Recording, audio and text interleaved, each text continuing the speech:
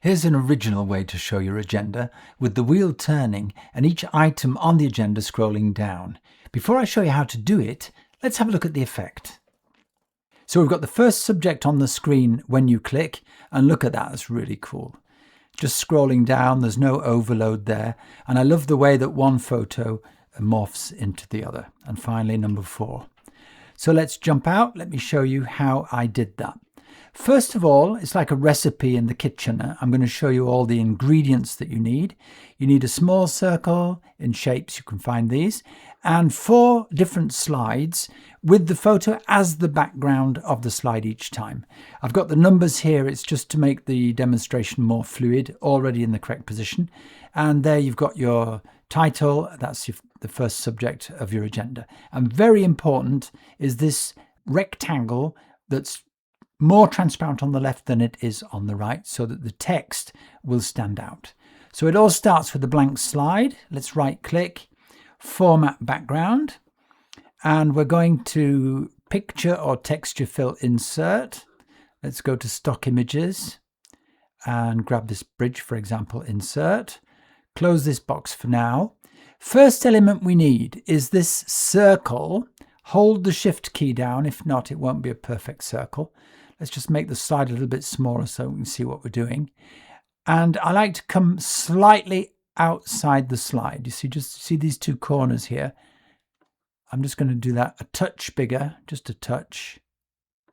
You know, it's up to you for the size. And then I'm going to go to shape fill, shape outline.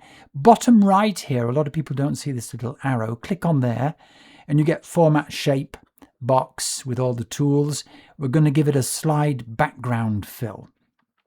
Now, I don't know how they do this. You know, if I move that circle over here and drop it, it takes the background of the slide. So I'm moving it, still got the bridge, until I drop it again, takes the background of the slide.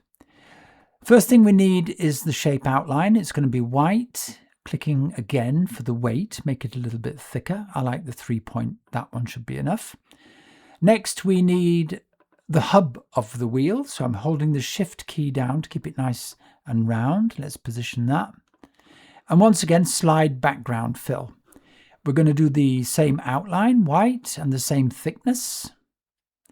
And what I like to do here, after the painting, we've got effects over here. And we're looking at the shadow. All you need to do is move the blur here very slightly, and it gives this lovely 3D effect. I think that looks really, really nice. Let's just make that wheel a touch bigger. Make it a touch bigger there and position it. There we are. Now I'm going to go and grab the numbers that are preset. I had a lot of fun getting these in the right place. So we're going to copy and paste them onto our picture. Number 1 obviously is going to go here. That's our first subject. Number 2, as the wheel turns, that's going to drop into the right position. Number 3 over here. And this is the position for number 4. Once you've got all the elements nicely aligned, just grab everything on there and we're going to group it together because we want this wheel to move as one unit. Now, I've already got the text here.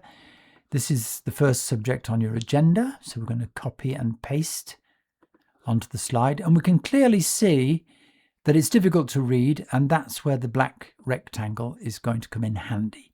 So we're going to grab a black rectangle, fill the screen with that. There we go. Fill the slide. Take out the outline. And we're going down to this menu for gradient fill. Now, the first thing to look at is the type that you want, and we want linear like this. Then underneath linear, we want it to be dark on the right and light on the left. And then we go down to these gradient stops. We're clicking on this one and we want the color just underneath black. And we're going to make it 100% transparent. Just make sure that the stop on the right is also black. And we're going to make this one, click on it, you see it's lit up here, and transparency around 60%. You can play with this. Some people like to see the photo a little bit less, you decide. So when you're ready, you click on the rectangle, right click, and we're going to send it to the back. So I think that looks pretty cool. It's bright on the left and we can read the text here. So now we're going to close this, make the slide a little bit smaller, because what we need to do is prepare the text for article number 2 on your agenda. So let's just put that outside the slide. And just for the exercise, so that you can clearly see it's not the same text, I'm going to write secondly in here. Secondly. And that's where the hard work's done. Slide number 2, this is going to be so much easier because all we need to do is grab all the elements here and copy and paste them onto the second slide. So first step is we're going to turn the wheel to position number 2. And then we're going to grab the text and scroll it down. Down they come with the directional arrows. Secondly is in position, that's nice.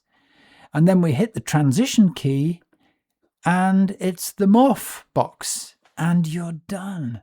I think that's a really cool effect. So now if we want to go to slide number 3, let's go back here. We can take this first subject, which is out of the slide, put it up here, because we don't need it anymore. And this, we're going to write in our third article on the agenda. So that's our third subject on the agenda. Now all we have to do is grab everything on the slide. We're going to go to the Home tab, copy that, paste it on here. And once again, we start with the wheel. Let's turn the wheel to position number 3. Position number 3. Now you've got the idea, and we scroll down to the third subject. Easy peasy lemon squeezy. Look at that. The morph effect is already on the slide. Let's just put that on full screen to see the effect. So here's your first subject. Down comes your second subject. I think that looks really cool. That looks really nice. So there you have it. All you need to do is practice. Slides are important, but more important, of course, the speaker. Unfortunately, today, 95% of people are still using PowerPoint incorrectly. So if you think you're ready for some training, pick up the skills, the techniques, the tips and techniques, maybe we need to get in touch. My email address below. Have fun practicing with that. See you soon. I'll be back shortly with more videos. Bye for now.